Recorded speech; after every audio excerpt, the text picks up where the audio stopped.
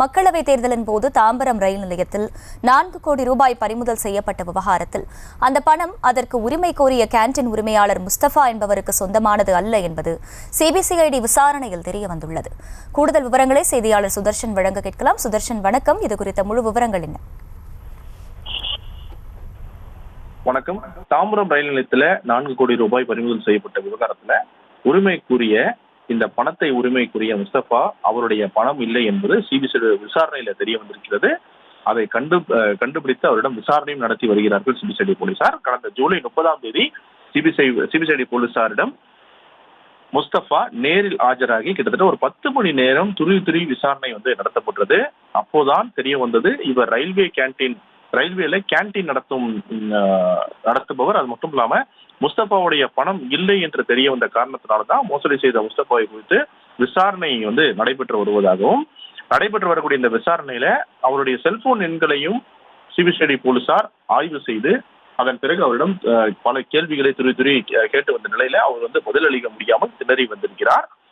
முக்கியமானது, இந்த 4 கோடி ரூபாய் பணத்தை உரிமை கோர சொன்னது யார் என்பது குறித்து தான் சிபிசிஐடி போலீசார் விசாரணையை மேற்கொண்டு வருகிறார்கள். ஏனென்றால் இந்த 4 கோடி ரூபாய் பணம் அவருடையது இல்லை என்பதை சிபிசிஐடி போலீசார் உறுதியாக அவர்களுடைய விசாரணையில தெரிய வந்திருக்கிறது. ஏனென்றால் அவருடைய வங்கி கணக்குல ஆராய்ந்த போது இந்த மாதிரியான இவ்வளவு ரூபாய், அதிக ரூபாய் 4 crores மேல, அது மட்டும் இல்லாம 1 crore மேலேயே அவருக்கு டிரான்சாக்ஷன் அவருடைய அக்கௌண்ட்ல இல்லைன்றது தெரிய வந்திருக்கிறது.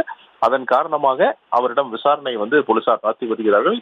எவ்வாறு இந்த பணம் உங்ககிட்ட கைமாறியது, யார் உங்களுக்கு கொடுத்தது, அல்லது யாராவது இந்த பணம் உங்களோடது அப்படின்னு சொல்லிட்டு உரிமை கோர சொன்னாங்களோ அப்படின்னு சொல்லிட்டு விசாரணை மேற்கொண்டு வருகிறார்கள். ஏனென்றால் இவர்களுடைய முஸ்தபாவுடைய பணம் இல்லை என்று தெரிய வந்திருக்கிறது. அதன் காரணமாக முஸ்தபாவிடம் துருவி விசாரணை நடத்தி வருகிறார்கள் சிபிசிஐடி போலீசார். யார் சொல்ல சொன்னது, யாரு உரிமை கோர சொன்னது, உங்களுக்கு யாராவது அழுத்தம் கொடுத்தார்களா, அல்லது எதற்காக இந்த மாதிரி உண்மைக்கு புறமான செயலில் ஈடுபட்டு இந்த மாதிரி பொய் தகவலாக சொல்லி என்னுடைய பணம் என்று ஏன் கோரினர்கள் அப்படின்னு சொல்லிட்டு தொடர்ந்து சிபிசிஐடி போலீசார் விசாரணை மேற்கொண்டு வருகிறார்கள்.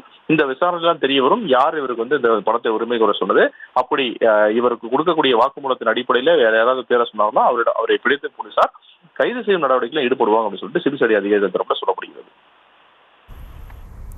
விவரங்களுக்கு நன்றி சுதர்ஷன். செய்திகளை உடனுக்குடனும் துல்லியமாகவும் தெரிந்து கொள்ள சப்ஸ்கிரைப் பண்ணுங்க.